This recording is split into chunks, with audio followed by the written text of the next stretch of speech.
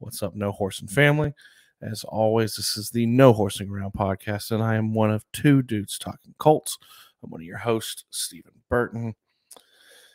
And we had our instant recap to the Texans games, 31-0. Great game, almost like boringly great.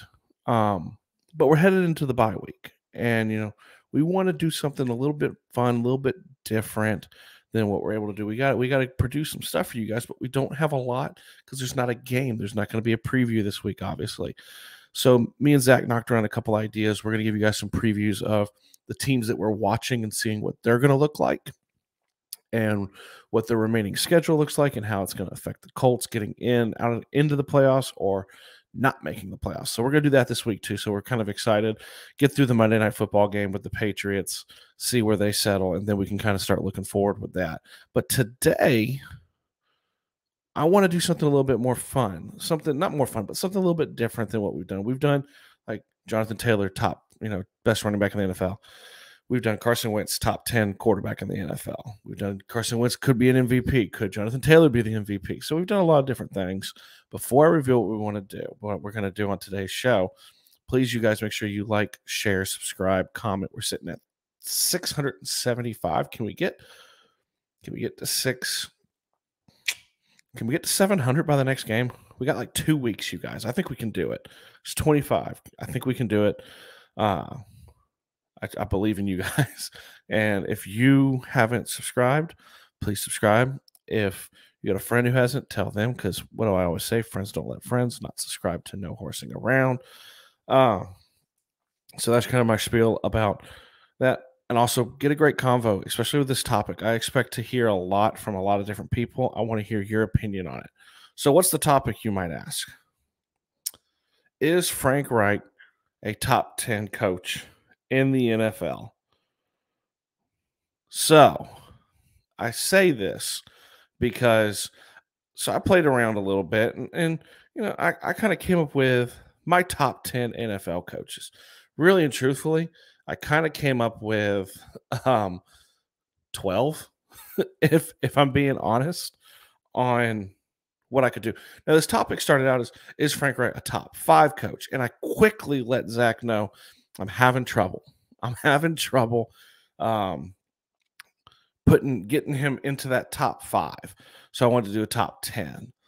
So my opinion is, yes, he is.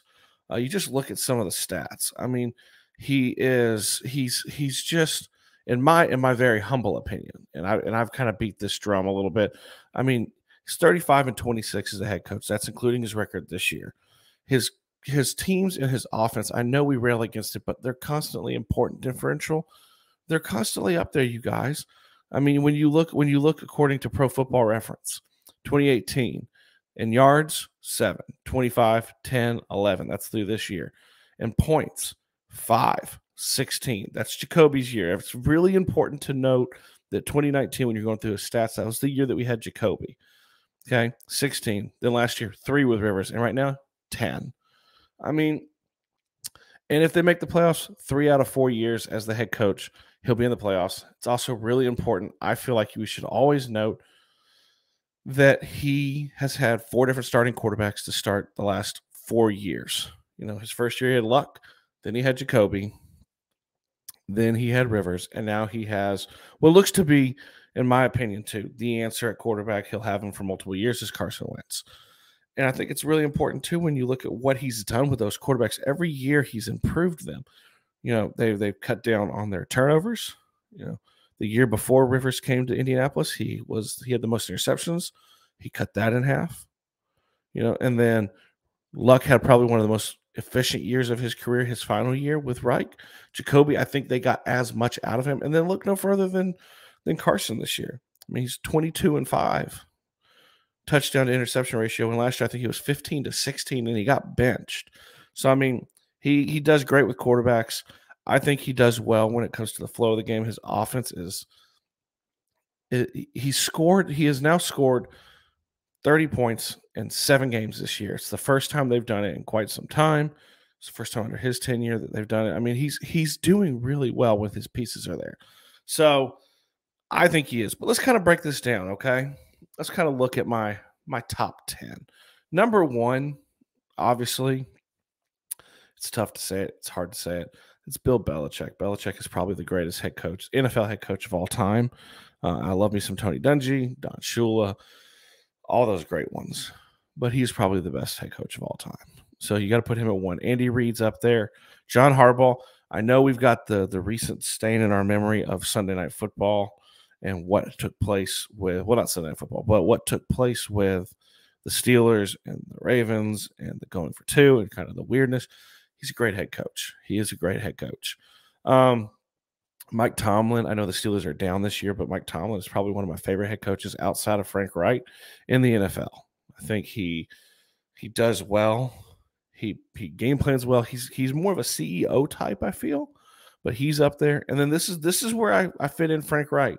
I got Frank Reich next, or I'm sorry, I have Sean McVay, and then I have Frank Reich. You know, so I have him kind of like around that 6 mark as a head coach. And when you hear the names that I have, I mean, I talked to my buddy Adam Raymer over at Tighten Up Time and Bama Lounge, and there's only one spot you can find a little bit of fault with on placement, but it's tough to find fault with who's in there. Right behind Frank Reich, it's like vinegar coming out of my mouth. Mike Vrabel's up there. Mike Vrabel is a very solid coach. He seems to strive and do extremely well in adversity. The team took on his makeup. You know, we know in Colts Nation that he was a finalist for the job before Frank got it. I always find it kind of funny when you look at that. The year that Frank got hired, Vrabel was a finalist. McDaniels was snake. I'm glad. They interviewed Dan Campbell, who's now the head coach of the Lions. They interviewed Matt Rule, who's now the head coach of the Panthers. I mean, he's got an eye. He's got an eye for talent. So I got Vrabel up there. I'm impressed with him. This is the one that kind of gets a little bit of, do you have him higher? Sean Payton.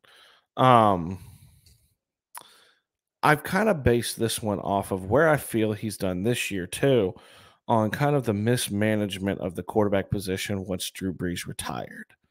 You know, you had Drew Brees, you had this otherworldly, and part of this too is I got Frank hired 4 quarterbacks in 4 years, and he's looking at going in those 4 years 3 out of 4 to the playoffs.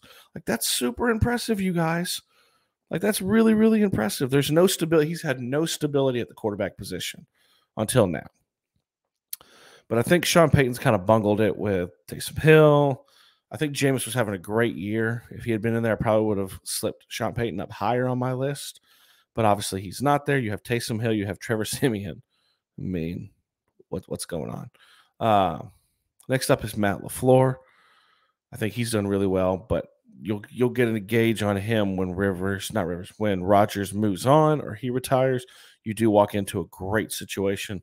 The team is fully loaded, but he's done a really good job. He dealt with some adversity there with Rodgers in the very beginning. And then finally, this is where the scuttle is a little bit. I have Kyle Shanahan.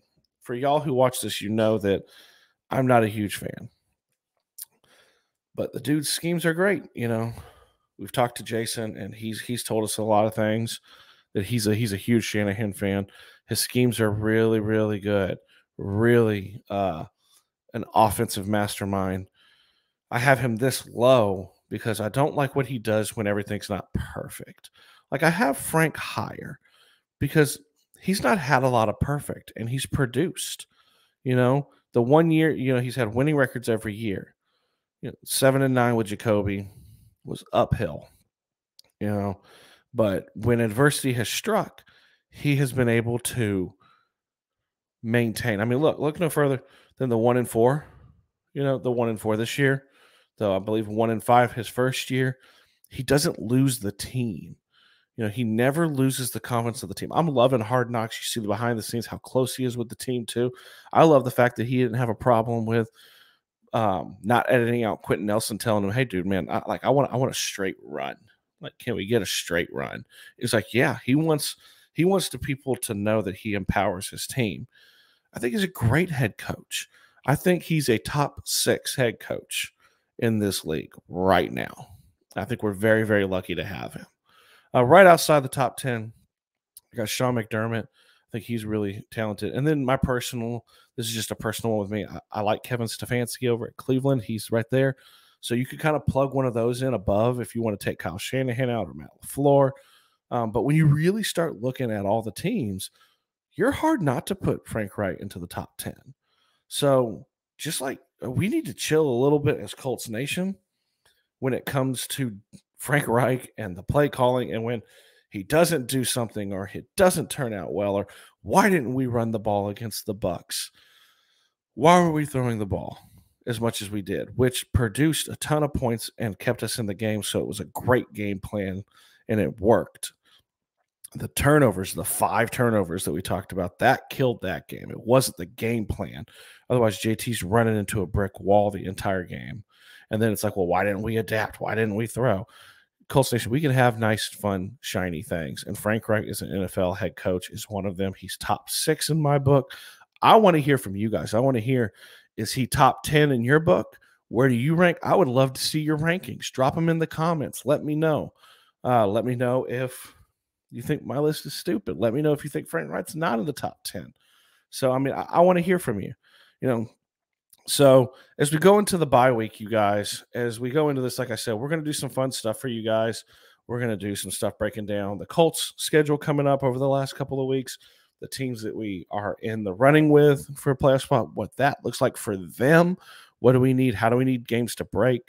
It's going to be a fun off week. We got this week, and the next week we gear up towards the Patriots, which will be a lot of fun for us. But like I said to you guys, please like, share, subscribe, drop those comments. I want to see your list. I want to see where you have Frank. And I end it same way I always do every time. I love you. I know Zach loves you. I'm out.